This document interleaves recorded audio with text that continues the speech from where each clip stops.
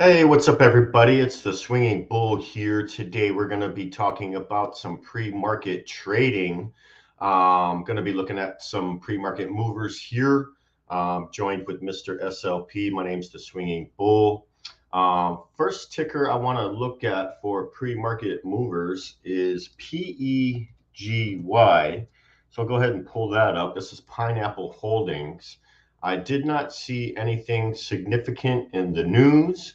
So be careful with this one. Could be a pump and dump, but of course we like to look for scalping opportunities in our premium Discord.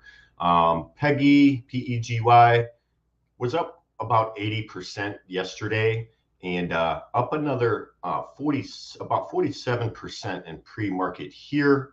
We'll be watching this at the market open. Again, I didn't see any significant news here. So I was just looking at some of their financials.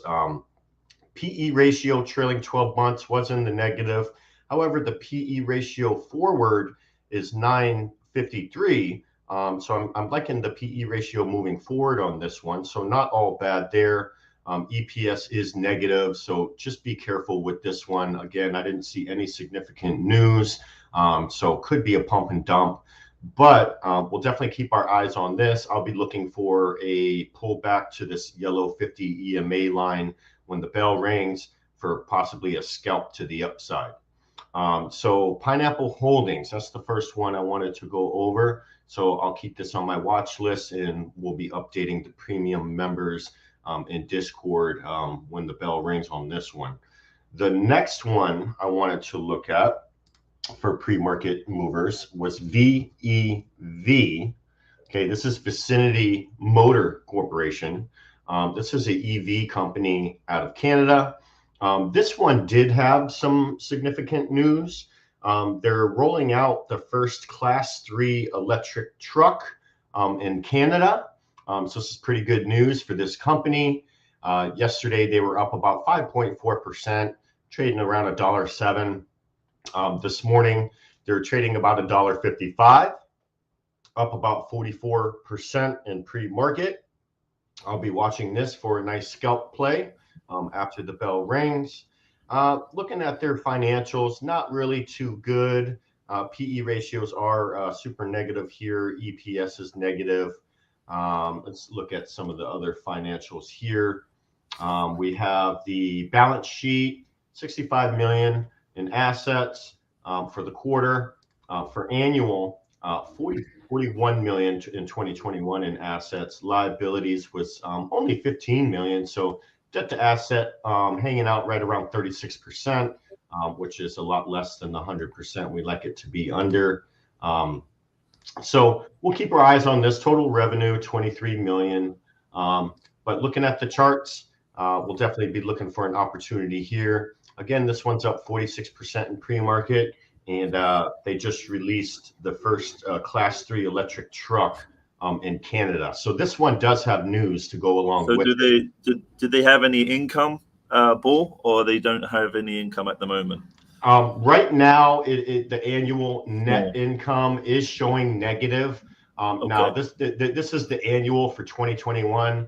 Now that they have rolled out the Class 3 electric trucks in Canada, that should be reflected in the 2022 income when that gets released through the financials. So pretty big news. Pretty big news there, and that's how it's running on that news about the new truck. So yeah, you got to look at, just follow that volume, and I don't know if you have VWAP there on the screen. Also, VWAP can be a good indicator of if it's going to break out too. Right. Because if we get through that VWAP and we get strong volume, that's going to blast to probably a new high. So that's definitely one to watch. Yeah, absolutely. And if it keeps running here, couple levels of interest. Trade. Let me go to the 4 hours so we can see the pre-market. There we go. There. So it's already kind of broken through this level of consolidation that formed a couple weeks ago. Let me just draw a rectangle here. So we had some, kind of a little bit of resistance here. We've broken through that in pre-market, went all the way up to 191 in pre-market trading. So we already broke through that level So if we zoom out just a little bit more, we definitely have a good chance of breaking into the $2 range. And then I do see some more, probably going to have some resistance in this area, which is going to be basically $2.10 up to $2.40, around that area. That's going to be the next area of interest for VEV. I would for that one, I would look for a break of 166 with strong volume. If we get over that 166 and we hold that level, we'll probably push back to probably a 174 to 180 again. Yeah. But we really need to break that level right now. We're still downtrending. So once we break out of that downtrend, then we should start seeing some nice gains on this one.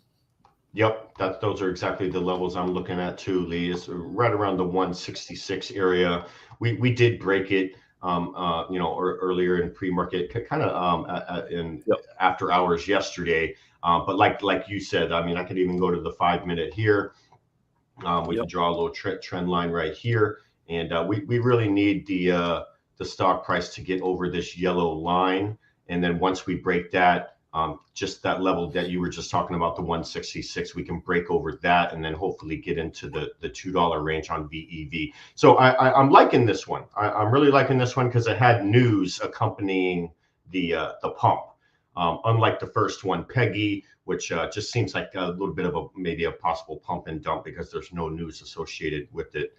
So let's move on to the next one. Also, I think Peggy is a very strong. I think it's just very strong volume from yesterday's breakout, but it's definitely one. I think it's like an energy company, utilities. So yeah, definitely one to watch as well. But yeah, you're right. It could be definitely a pump and dump for sure. Yeah, and that's a good point about the volume, Lee, for Peggy. The average 3-month volume is about 750,000 for the 3-month volume, and currently they have 4 million in volume. So over 4 times the amount of volume coming in today compared to the 3-month average. So that is a good thing with Peggy, is there is strong volume today compared to the 3-month average. So we'll probably see some good opportunities to scalp this one. And as you pointed out earlier, Lee, we are trading above VWAP. This one is above the VWAP here in pre-market. So we'll see if it can kind of hold above VWAP, and then maybe we get a little bounce when the bell rings. So first two we talked about, PEGY, Peggy, keep your eye on that one. Then we spoke about VEV, which had the news for the Class 3 electric trucks in Canada. So we'll keep our eyes on that. And the final one I wanted to talk about today was AGFY. This company here, this is another one. Their 3-month trading volume, right around 500,000 for 3-month average trading volume.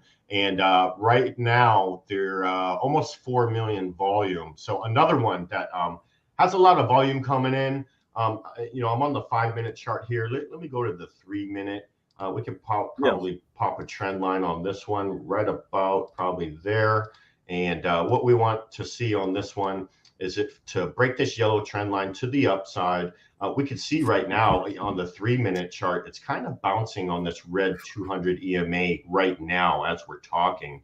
So if we can get a nice bounce here, reclaim this yellow trend line to the upside, and possibly get above VWAP, we might see a nice pop on this. Again, 3-month trading volume, only 500,000, and it's at almost 4 million volume already.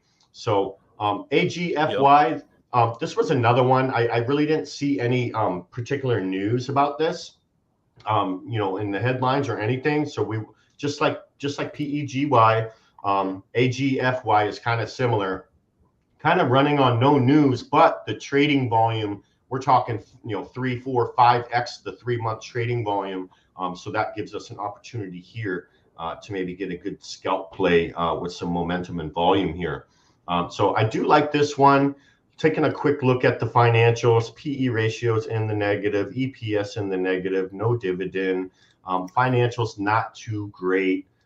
Revenue for 2021 was 59 million, around there. Net income in the negative. So not really a company I'd want to hold long term. Total assets 182 million. Liabilities 44 million. So debt to asset only Not 24. Yeah, not bad. And if you look at the debt to asset from 2020 and 2019, 2018, it was really bad then. They're over 100% for those 3 years. And not sure what happened. I could take a deeper dive into this company later. But from 2020 to go from about 130% debt to asset all the way down to 24% debt to asset, that tells me right there that they've paid off some of their debt, and they don't have as much liability as they had in these preceding years. So yes, even though the PE ratios don't really look too great and the EPS doesn't look too great, their debt to asset looking fantastic for 2021. We'll see what we can look at the quarterly. Is kind of going up a little bit for 2022 for Q1, Q2, but still well below the 100%. So debt to asset, not really that bad on this, but again, I couldn't really find any important news or anything.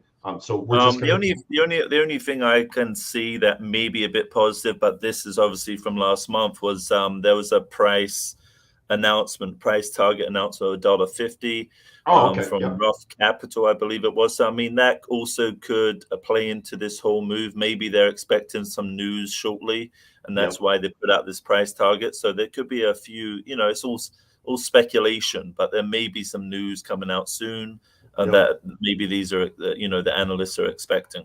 Yeah, I am seeing that price target increase here to $1.50. So that definitely could couple with maybe some news that's going to get released soon.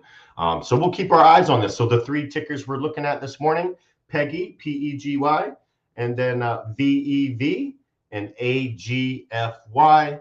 I hope everyone enjoyed the stream. Please give us a like and subscribe. If you want to keep chatting with us, we do have a free Discord.